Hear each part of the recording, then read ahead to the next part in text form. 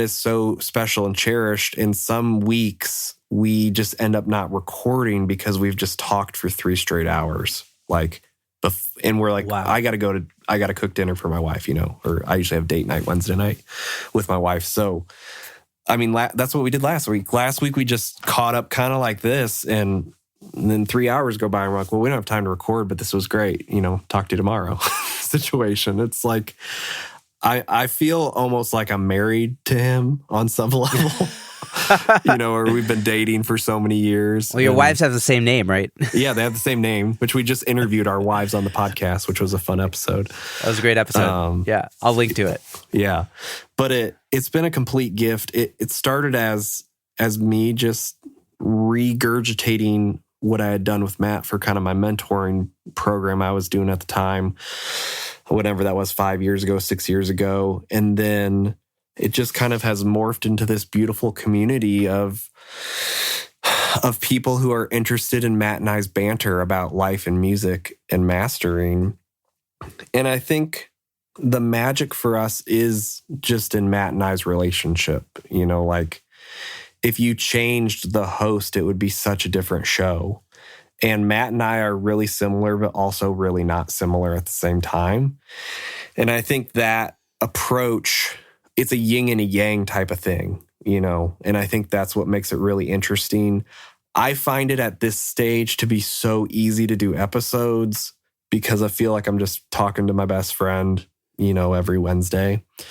And once again, I mean, there's kind of like this resounding thing of when we started the podcast, I told Matt I will only do the podcast if it's fun, like if it's on my own terms, and I told him, I was like, we'll do 1 episode and we'll see how that goes. And we'll see if I find this to be fun.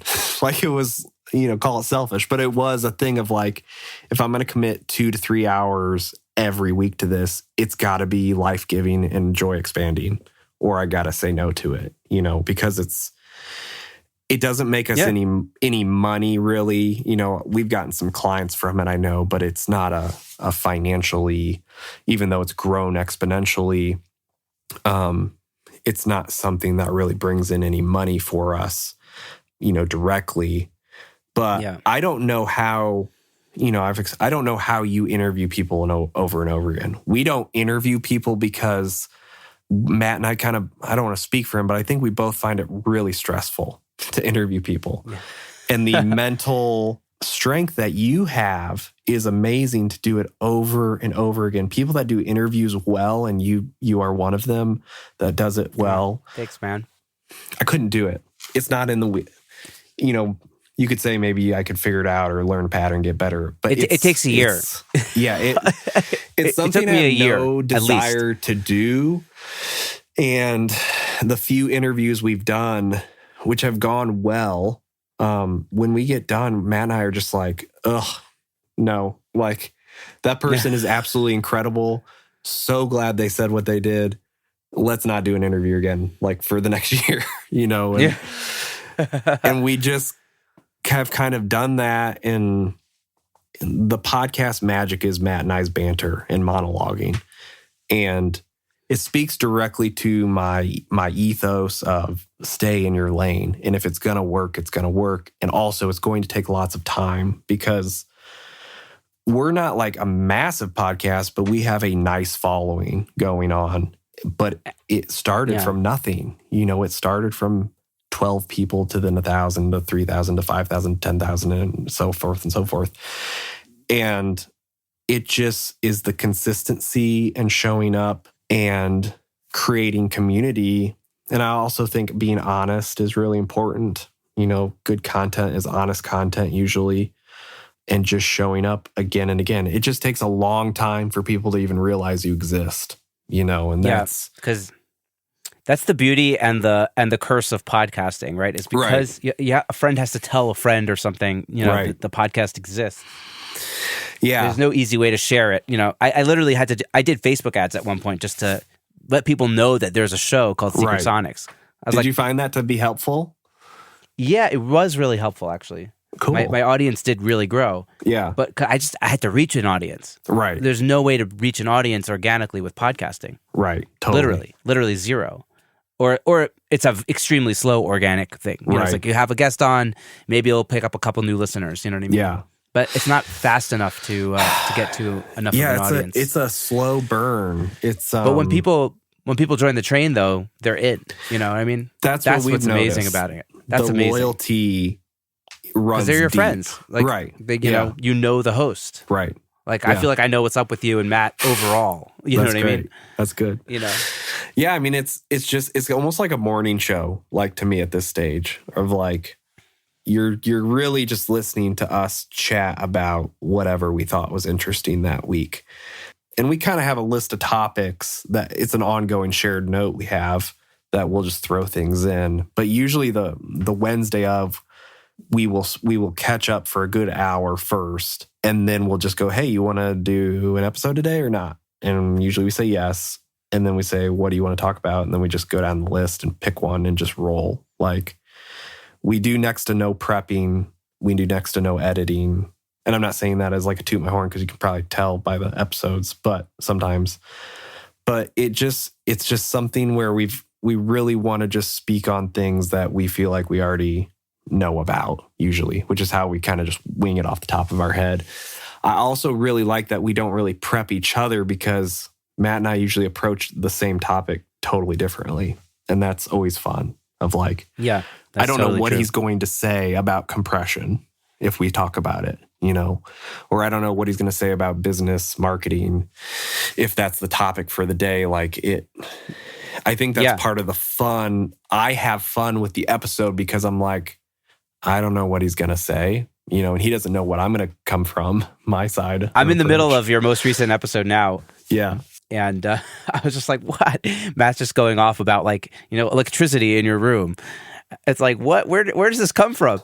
Matt has amazing stories, in my opinion. Once again, like, our podcast is for certain people and not others, because we've had a dozen people over the year share that they don't like the podcast to us, or felt the need to email us and say, when you do these tangents, you guys, like, your episodes suck. And we're just like, it's kind of the whole thing, bro. Sorry, like, I don't know. Oh, man, I feel like I don't have a successful podcast because I've never gotten an email like that. Maybe I do. Wait till you get Maybe I need to stop policing everybody. I don't know. We've just become unapologetically since day one ourselves, and decided that if it was going to work, it was going to work, you know? And that's kind of like this reoccurring thing we keep talking about on the show. I feel like for people listening, like, try and create systems or things you do that work on your own term, you know, that work for you. And that's going to look different for everybody, because even when you and I were starting this podcast, you know, doing the marker clap-in thing, we have two totally different approaches of how we do the same thing for a podcast to line up the audio. And they're both great, you know, and I'm going to keep doing what we do and you keep doing what you do, and they both work great. And I think that's the beauty of creation, is like, you can be creating in the same medium, but get to the end point essentially totally different. And I find that to be fascinating. So those are my initial ramblings on the podcast. I mean, that's like one of the biggest takeaways I've had from doing the podcast and just my own, like, creative life, is just realizing you need to double down on what you do and 100%. Who you are and those things. And it's like, cool, I'm a bass player. Bass playing is probably going to help my productions get a lift. And that's going to be the source of a lot of inspiration for how I make a song. Right. You know what I mean? It's going to be like that building block really helps me kind of figure out other things. Yeah. You know what I mean? And a drummer would have a completely different approach to building a song. You know 100%. What I mean? Yep. Or, like, you know, you love low end, so that affects how you master music, or, you know, whatever it is. Yep. Like, but that's what makes you you, and that's why people are hiring you. So the people that are hiring you because they know that that's how you master. Right. You know. Right. And, like, it's the business plan, it's the creativity, it's all the things, right? It's like, you have to be unapologetically you, kind of like how you said it. I love it. And not being a people pleaser is a goal, I guess, a goal to not be unapologetically you. I guess that's part of the struggle, right? That's like the yin and the yang. It's like knowing I need to do this, but also having this thing. But it also really helps me with my clients. You know what I mean? Right. It's finding a balance of being respectful, you know, and then also being willing to tell people my product's not for you, in a nice way. At least that's kind of how I approach it, is not everyone needs my service. And I try to work with people that really like the records I've worked on, or like my approach. And if they don't like that, I don't really want to work with them, because it usually ends up with them being like, but I wanted it to sound like this, which I for sure honor my clients' desires. But sometimes I just get to a spot where I'm like, you should just hire the other guy then. Like, if you wanted to be like this record from this guy who did that record, I'm not that guy. Like, even if I was copying, you still wouldn't get the actual guy who made the reference you're chasing. So you should go hire, person at Sterling or whoever, worked on that actual record. Because I'm happy at this stage to be like, that's not what I do. I'm not going to be, I love Greg Calby at Sterling, and I love a lot of the records he did. But if you're trying to get Greg Calby's sound, you should save up your money and hire Greg Calby. Like, don't hire me. Like, go save your money, So, and, hire him. But you just have to find a good bedside manner. That's really it. And that's something I've worked a lot on, is like, I'm very kind to everyone I interact with, just because I think you should be. But I want people to be investing their money into something they're going to love, so I want to make sure they know what they're getting into with me sonically, before we just agree to do a project, because I don't want people being disappointed. People pleasing once again. So, you're figuring out a way to kind of set the terms, kindly, and it's like pizza. It's like, if I'm a deep dish pizza guy, everybody likes pizza, but if you don't like deep dish, then you won't like deep dish. So I want to make sure people know they're getting deep dish pizza masters. Deep dish. Deepdishmastering.com.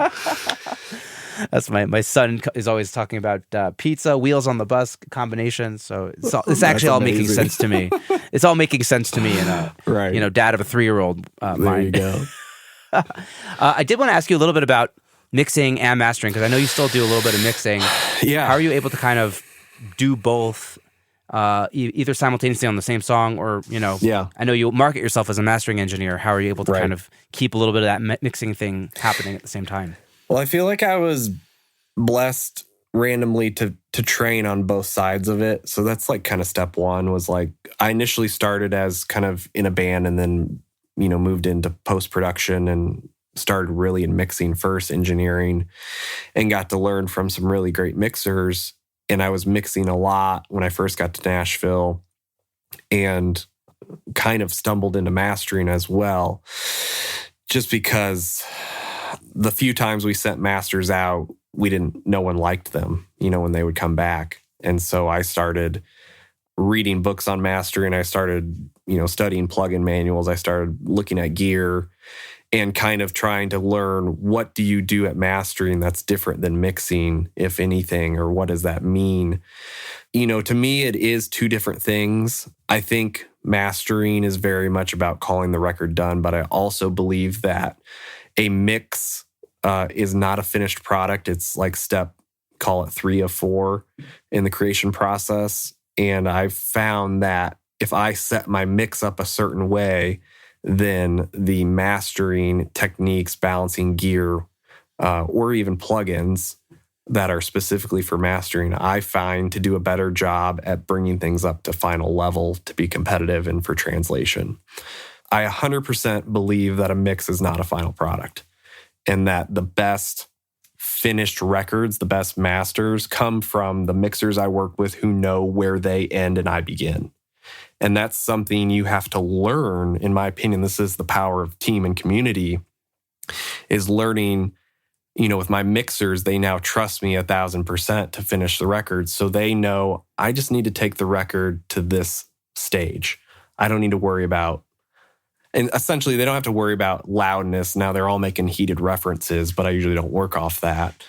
But they have learned, if I really focus on the song just feeling like a song, like a true representation of what was recorded, with balance and vibe, and then deliver that to me to master, then I take my knowledge and expertise on mastering with the gear or compression or mastering limiters or EQs that are made specifically for the mastering stage. I will